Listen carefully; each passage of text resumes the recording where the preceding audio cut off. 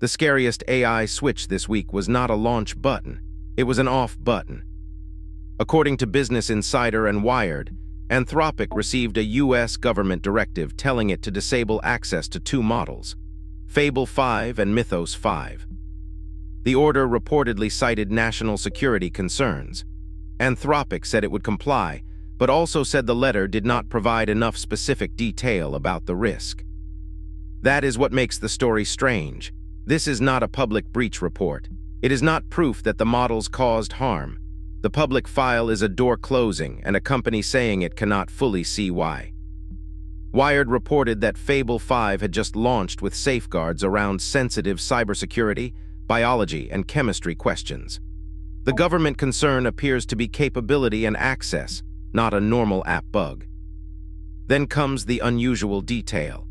Business Insider reported that the lockout covered foreign nationals, including foreign national employees.